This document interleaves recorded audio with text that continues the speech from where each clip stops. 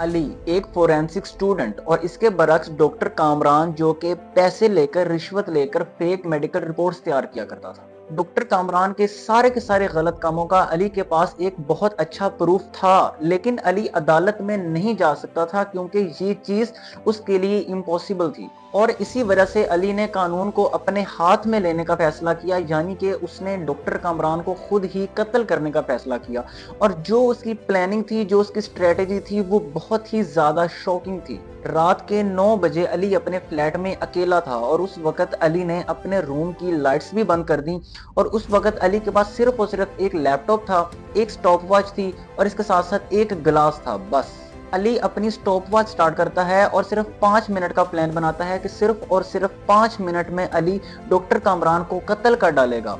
और अली ये चीज कंफर्म कर लेता है कि डॉक्टर कामरान इस वक्त अपने घर में अकेला है। वो ये चीज सीसीटीवी कैमरा से कंफर्म कर लेता है। अली अपने लैपटॉप पर एक फेक ईमेल शेड्यूल करता है और उसकी अटैचमेंट में एक फेक लैब रिपोर्ट भी सबमिट करता है, जो कि डॉक्टर कामरान के प्रिंटर में जाते ही वो प्रिंट हो जानी थी।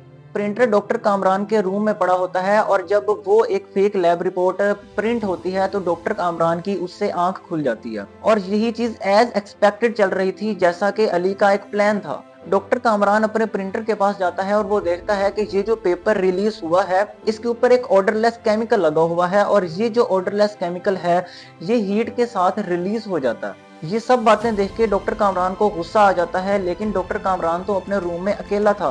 तो डॉक्टर कामरान कॉफी मशीन के पास जाता है और कॉफी ऑन करता है। जब कॉफी मशीन से कॉफी निकलती है तो उस कॉफी की जो हीट थी उससे वो जो केमिकल था वो भी हवा में इवेलुएट होना शुरू कर देता है और इससे डॉक्टर कामरान के लंग्स के ऊपर एक भारी असर पड़ता है। सिर्फ और सिर्फ 30 सेकंड में डॉक्टर कामरान के लंग्स पर एक भारी इफेक्ट पड़ने लगता है, लेकिन डॉक्टर कामरान को लगता है कि ये तो सिर्फ और सिर्फ एक पैनिक अटैक हुआ है। उसकी हार्ट बीट इरेगुलर होना शुरू हो जाती है और वो इसी बेचैनी के आलम में एक आदमी को फोन करता है, लेकिन वो फोन नहीं कर पाता क्योंकि उसके रूम में अली ने पहले से ही एक सिग्नल जैमर लगाया होता है ताकि वो डॉक्टर किसी भी बंदे को कॉल ही ना कर सके। डॉक्टर कामरान जमीन पर गिर जाता है और एज एक्सपेक्टेड सिर्फ और सिर्फ 5 मिनट में डॉक्टर कामरान की डेथ हो जाती है। दूसरी तरफ अली अपने लैपटॉप का ऑटो डिलीट मोड ऑन कर देता है, जिससे उसके लैपटॉप की सारी ईमेल्स, चैट्स सब कुछ ऑटोमेटिकली डिलीट हो जाता है। और इसके साथ साथ एक सबूत के तौर पर अली अपनी एक वीडियो रिकॉर्ड सेम उसी टाइम की करता है ताकि वो अदालत में होने वाले केस में ये गवाही दे सके कि इंतकाल के वक्त